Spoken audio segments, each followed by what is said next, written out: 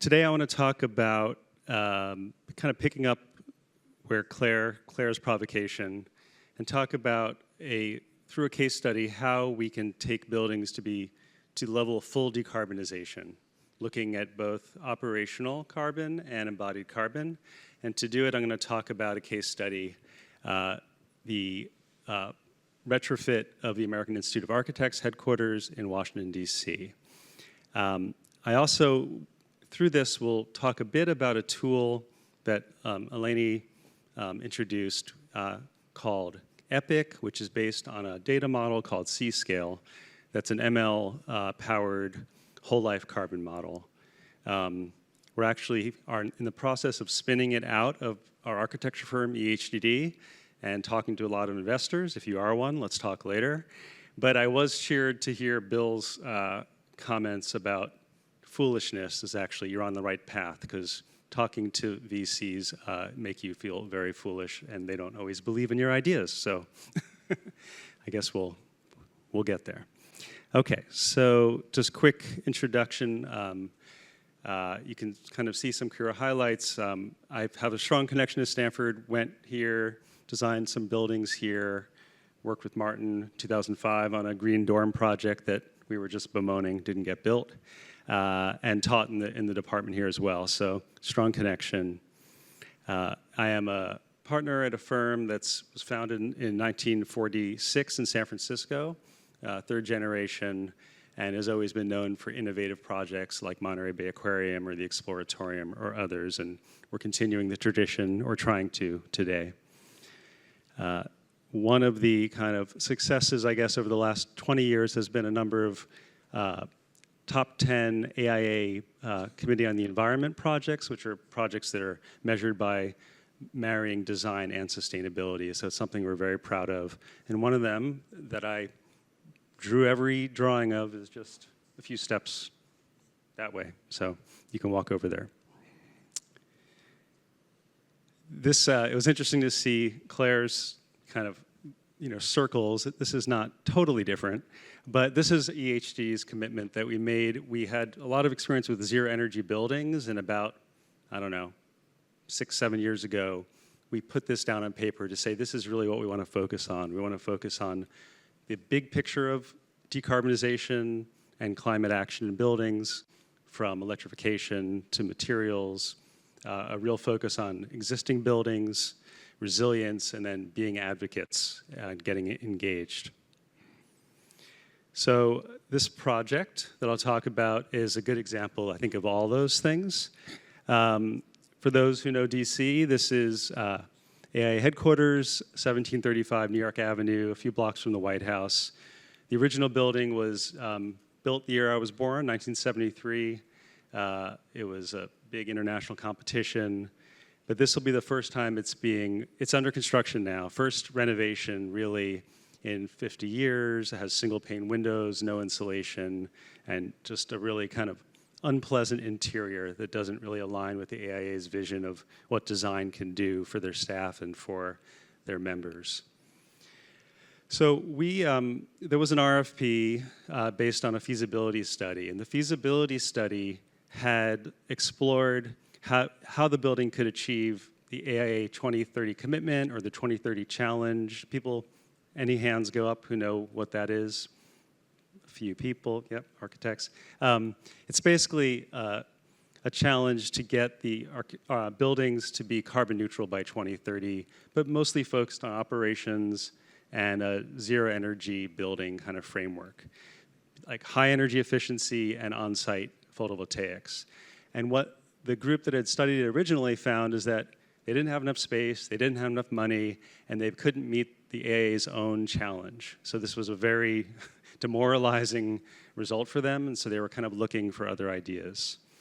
So using our EPIC tool that we had just built around that time that looked at the whole life carbon picture, we proposed some scenarios shifting the focus from like really deep energy efficiency to doing cost-effective energy efficiency and fully decarbonizing electricity, while also looking really closely at how to actually get the embodied carbon potentially to zero. And so these are scenarios that we showed at the time of the proposal and helped us actually win the project. So Epic, if you can QR code or write down the website for later. It's a free tool, so anyone can use it. It's fun. You don't really need to be an expert. In fact, it's designed explicitly to not be an expert and not have to know that much about the choices you're going to make, so you can make great decisions early on when there's very little data about projects. So I'm going to use this and the results that we used in Epic to kind of walk through how we got the AIA project to be fully decarbonized. So first off, looking at the base case, which in this case we looked at, what if this was a new building that just met the code, or actually, sorry, not new building in the DC area, because they were actually considering that at the time. And the blue, this is over 30 years, the blue is the operational carbon and the red is the embodied carbon. So as you can see up front in the time frame that Claire was talking about, those 6 to 10 years, it would have been really, it's all about the embodied carbon, right? That's where the big hit happens up front. So let's talk first, though, about the operating energy. So the first thing was really placing the windows, insulating the walls, and then putting in an exterior kind of shading, angled shading system that adjusted to the orientation to really block out, to allow winter sun in and block out summer sun and provide shading to allow better views and reduce glare without having to drop shades. So it also just provided a character upgrade on a building that really needed kind of a facelift. So once the building loads were reduced through insulation, new windows, shading, we were able to electrify the systems and replace the 50-year-old gas boilers with heat pumps. And the overall energy use reduction was then 60%, just based on very efficient heat pump systems. So that got us got the operational carbon down quite low through electrification and energy efficiency. But based on the grid in Washington, D.C., there was still a significant amount of carbon coming from even in the all-electric building. So our third step is looking at how to actually supply 100% 24/7 renewable energy to the building. We do have PVs on the roof, and this sun shading system has some PVs, mostly for the storytelling. It's not a lot of generation in that system, but it tells a good story. So in addition to that, we convinced the AIA to actually just commit to a fully renewable energy supply through DC Power Connect with full additionality, which is really important when you're thinking about decarbonization, meaning it's not just buying renewable energy that would have existed anyway. It's about bringing more renewables onto the grid.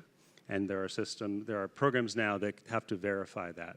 So you can, I believe, it's still, there's debate out there, but I believe it's a genuine way of achieving zero emissions on a building if you know it's 24/7.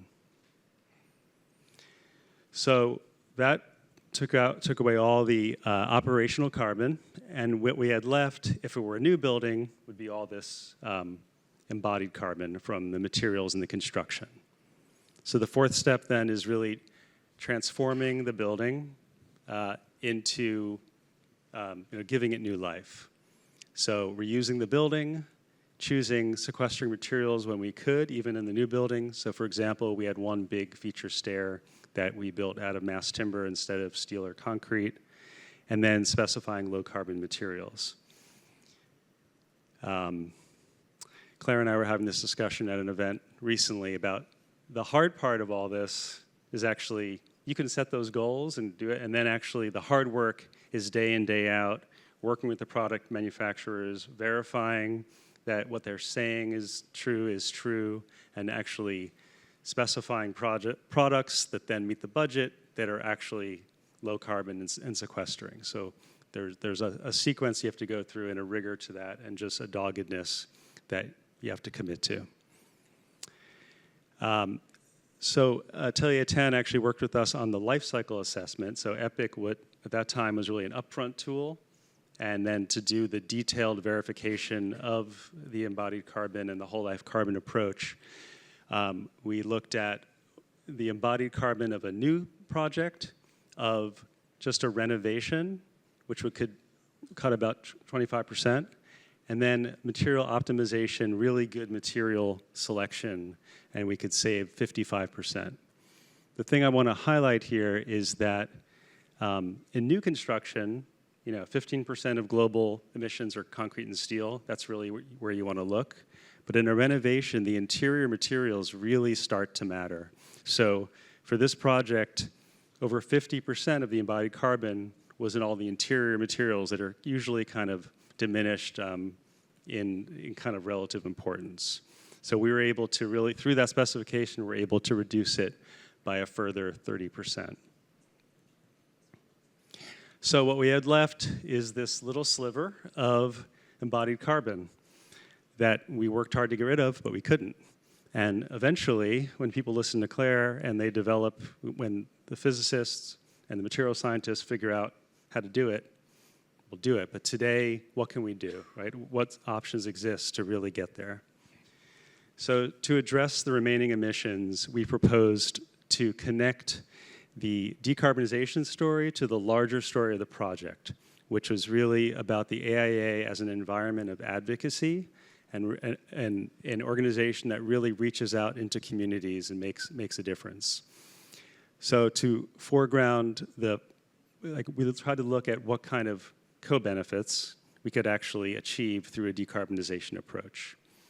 And on the topic of kind of failure and then being able to achieve later, there was a competition that I was in San Francisco with C40 for a project that Peter Rumsey, who's people know here, engineer, who was the engineer on this and who worked with me for 20 years, but also on that competition, we proposed a local embodied carbon offset working with the school district where we would retrofit a gas boiler and count the saved carbon over 15 years to pay back the carbon from the project.